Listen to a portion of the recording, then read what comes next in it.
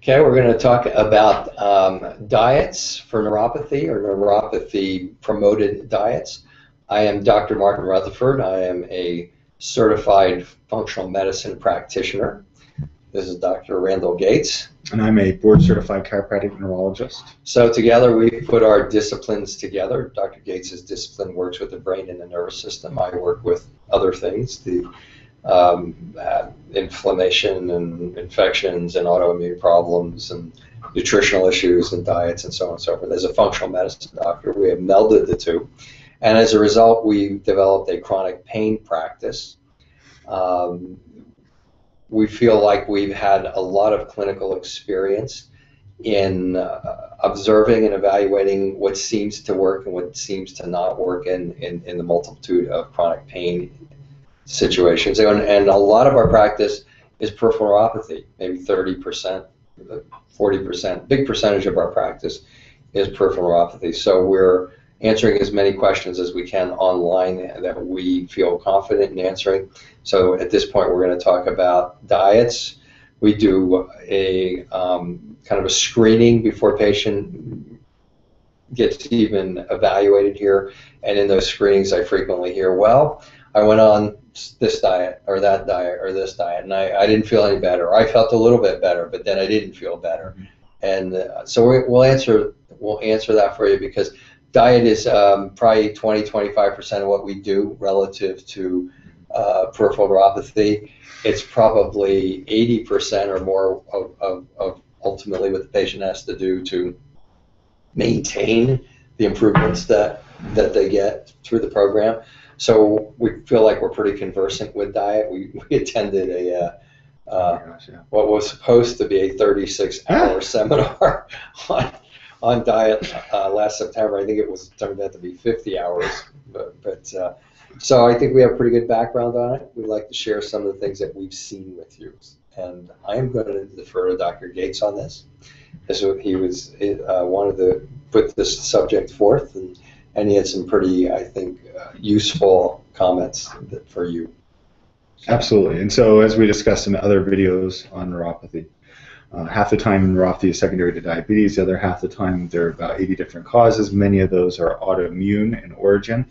There are diets out there to treat diabetes. There are diets out there to help calm down the immune system. All that is well and good. Anti-inflammatory diets. Exactly.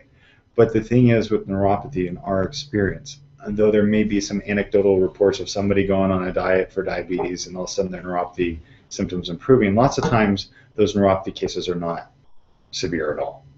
And most of the cases that we see, in fact, most of the cases of neuropathy, by the time somebody is diagnosed with neuropathy, the nerves, for all intents and purposes, are dying or dead. They're dysfunctioning. And the literature is actually pretty specific, especially relative to diabetes, in that you can control the blood sugar issue much more appropriately. And there have been studies where they basically give even like type 2 diabetes patients insulin and things like that, really to just drive their sugar down. And it really doesn't cause neuropathy symptoms to improve. It may help prevent the progression of the neuropathy, which is a good thing, but the neuropathy symptoms stay the same. And that's where we've coupled our two disciplines, where as a board-certified chiropractic neurologist, we go and we try and stimulate nerves or parts of the brain back to life. We try to get them working again. Think of exercising a weak muscle. And we couple that with therapies that are from functional medicine. One of those includes diet, but lots of times there are other parameters as well. And neuropathy is incredibly complex, ranging from autoimmune problems to blood sugar issues to bacterial overgrowth issues in the gut to vitamin deficiencies, on and on and on. And all those factors have to be addressed with, in our experience, with rehabilitating the nerves to get a successful outcome for a neuropathy patient. Okay. I'm just wondering, like as a viewer, I'm thinking, what would I be maybe looking for if I was searching this topic? So Mediterranean diet? Sure. Try the Mediterranean diet. So the DASH diet. Try the paleo diet. The DASH try diet. The zone diet. Yeah, the zone diet. Yeah. Okay. And a gluten-free diet. You could try a gluten-free diet. And if you try that, any of those, then maybe if it's a very mild case, you might see some change. Possibly. If it's very, very mild. You know, Dr. Vasquez presented a case where, you know, the guy had an autoimmune peripheral neuropathy, and every time he ate, I think it was shellfish, his neuropathy symptoms got worse. So basically, Dr. Vasquez took him off shellfish. His neuropathy symptoms improved. That's kind of a dramatic example in our observation working with so many neuropathy patients. If that is you, that is great. Right. If you go on a diet and your neuropathy symptoms go away, allergy elimination diet. That's beautiful. I'm happy for you because that means your neuropathy was very early in onset and not that severe. However, yeah, most patients coming to us, you know, they have a lot of nerve damage, and just by changing diet is not sufficient in our experience for those patients to get improvements. And I had a patient yesterday, and Dr. Gates has not met her yet, and she has tried one diet after the next, after the next, after the next, after that. Obviously, she has not had success, or she wouldn't be in here seeking for our services. Yeah. So it's not a bad thing. It's not a bad thing to check out diets and to eat well and to eat by some specific diet out there that proclaims it's going to be for autoimmune problems and so on and so forth. We have found it to be a piece of the puzzle. We have rarely found it to be the solution, and yet we only see people who come in here after they've tried everything else and nothing worked. You might be the shellfish person.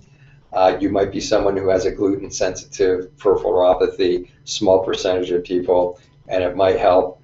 But there's a lot more to it. There is not a diet that we're aware of that is going to take care of peripheral neuropathy. I guess that's the takeaway message from that. Exactly. So, all right.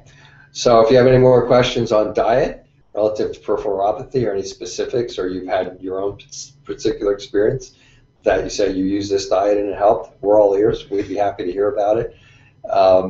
You can contact us at powerhealthtalk.com for any questions or comments. We are on Facebook, and we have a peripheral neuropathy board. So it's called peripheralneuropathygroup.com is our new website, and our producer's uploading videos daily. We have probably 30 plus videos on the neuropathy subject. On all the aspects of the 80 different things, peripheral neuropathy and so on and so forth. Yeah, so we want those to be out there and available for anybody who is seeking information on peripheral neuropathy, because we know that a lot of you are told that there's nothing that can be done for you, or that it's idiopathic and you just got to live with it. Idiopathic meaning we don't know the cause. And we don't necessarily agree with that stance. So there you go. Okay. Thank you for watching.